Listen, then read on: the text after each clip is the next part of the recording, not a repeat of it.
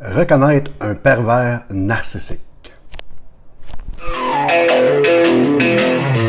thought love was only true in fairy tales.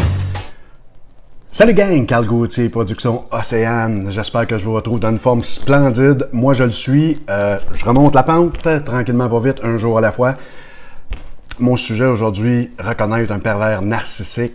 Très souvent, la personne atteinte de ce trouble de la personnalité narcissique est une personne séduisante, sympathique et parfois réservée.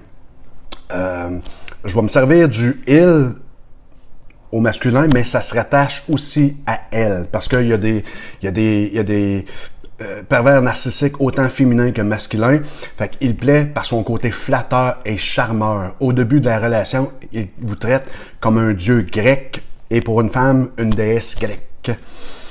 Mais son but est de vous posséder, de vous manipuler, de vous enjôler, profiter de vous et vous vider de votre énergie et de vous détruire à leur profit, mes amis.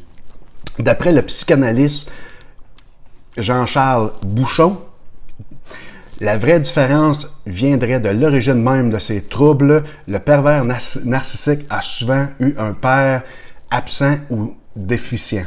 Il sait donc que la loi existe. Le psychopathe ne sait pas c'est qu'un père et il n'a jamais eu connaissance de la loi.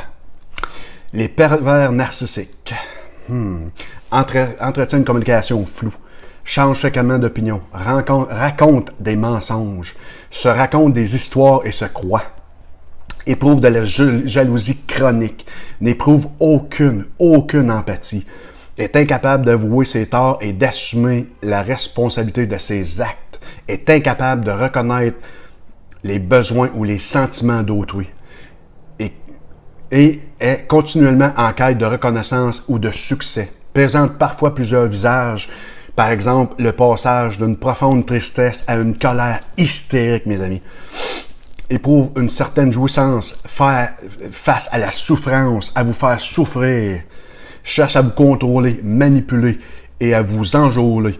Ils sont des experts, je dis bien des experts dans ce domaine et ils sont très difficiles à détecter. Qu'est-ce qui arrive aux personnes qui sont victimes de ces pervers narcissiques pour l'avoir vécu?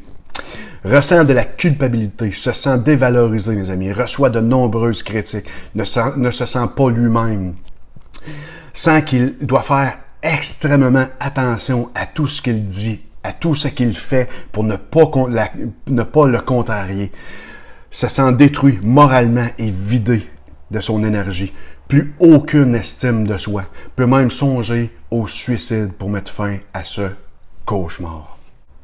Quand il vous rejette, là, pour lui, là, c'est pas bien grave, ou c'est pour vous stimuler, pour votre bien, mais si vous le rejetez, là, même sur un ton de plaisanterie, il vous en voudra jusqu'à la fin des temps, mes amis. Puis il va vous faire souffrir, puis se venger d'une manière ou d'une autre. La sexualité est souvent l'enjeu du pouvoir du manipulateur ou de la manipulatrice. Un moyen infaillible de provoquer un stress qui sera à l'origine de troubles psychosomatiques. La femme manipulatrice usera et abusera de tous ses atouts de la séduction pour contrôler l'homme. Une âme essentiellement féminine. Désolé mesdames, mais c'est ça. Les sentiments sont un enjeu de pouvoir et de pervers narcissique. Les vôtres seront toujours remis en cause. La provocation qu'il vous fera subir ainsi que le contrôle qu'il exercera sur vous finira par vous pousser à bout. C'est qu'ils vous tiennent d'une emprise incroyable. Quelle que soit votre réaction, elle sera mauvaise ou sujet d'un reproche et vous serez son bouc émissaire. Ma conclusion pour l'avoir vécu récemment, mes amis. Sachez que dans tous les cas, un ou une pervers manipulateur, manipulatrice aura toujours, puis je dis bien toujours le dessus sur vous, tant et aussi longtemps que vous ne vous réveillerez pas. Si vous êtes à bout, il va vous accuser de vous en prendre faible homme, une faible femme, va trouver une raison.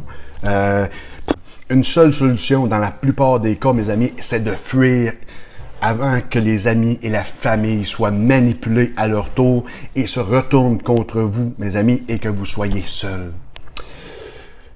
Comme je vous disais, il est difficile de détecter. Mais je vais essayer de trouver des solutions ou une façon de le faire dans une prochaine capsule.